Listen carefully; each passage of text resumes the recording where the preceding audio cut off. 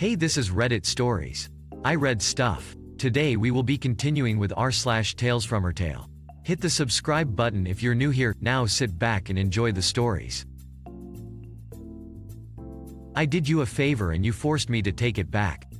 One time at work, I was maybe a few months into the job, I was getting murdered by this long line and I was beeping everyone's items the fastest I could. I noticed, however, when I was bagging this lady's stuff that I didn't ring her up for one of the shirts she bought. I thought for a second and said, F it, in my head of course, and I just gave her the shirt. She was kind of AB, so I wasn't trying to deal with her any longer. Anyways, I finish the line quickly and about an hour passes and this lady come back and looking very pissed off too. Hi, anything I can help you with? I ask. She tells me, yeah, you charged me wrong. This idiot. I think in my head. Okay, can I see your items and your receipt? I tell her, and she laid all her items out and puts the receipt in my face saying I overcharged her for a shirt she bought.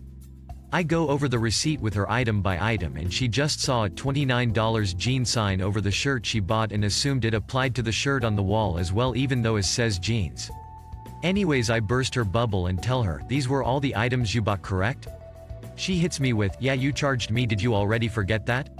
I tell her, well, I'ma have to apologize, but it looks like I missed one of the items when I was ringing you up and I'm going to have to do that before I let you leave the store with it again, or it would be considered stealing. Boy, if you saw the look on this lady's face as I censored her shirt and waited for her response. Anyways, she just gives me an oh, and I rung her up for the $50 shirt and she went on her way. If you enjoyed this video so far, don't forget to like and subscribe to help us make more videos. A wholesome customer. I was helping with long lines this past weekend as customers came through to get school supplies, taking advantage of a reduced tax weekend. One of my customers came through with almost $1,000 of stuff in his cart. Most of it is small items, pencils, loose leaf paper, etc., so it takes a while to ring up. I glance at the customer occasionally, and he looks rather emotional. But he's not looking at the ever-increasing price, just at the pile of school supplies. Without my encouragement, he tells me why. It turns out he and his wife were in a really bad car accident some years ago. He and his wife lost their 5-year-old son due to a drunk driver, just days before the little boy was set to start kindergarten. He had ended up donating his son's backpack full of school supples to the local school district, and said it had made him feel better. Each year, he's bought school supplies for the grade his son would have entered, and donated them. Each year, he buys more and more, as a way to honor the son he lost and help the kids in our community that would have been his son's friends.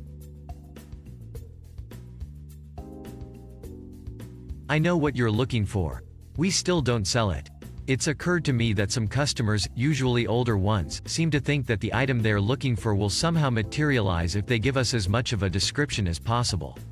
A few examples. An older couple stops me as I'm supervising the sales floor, and the wife asks me if we sell LED candles. Me. No ma'am, unfortunately we don't sell those, but I reckon, redacted, may have what you're looking for. Customer. LED candles, like for memorials. Me. Yes, I figured we were thinking of the same thing, and as I said, we don't sell them. Her husband then holds his phone up to my face. The screen showed a picture of an LED candle. Me. Internally screaming, I know what that is. We definitely don't sell them. A few minutes later, I saw the couple speaking to one of the salespeople, who had a look of help on his face.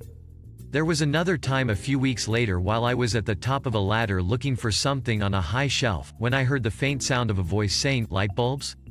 After I heard it 2 more times, I looked around to figure out where the voice was coming from since I didn't hear any salesperson responding, and I saw an old lady standing next to my ladder looking up at me.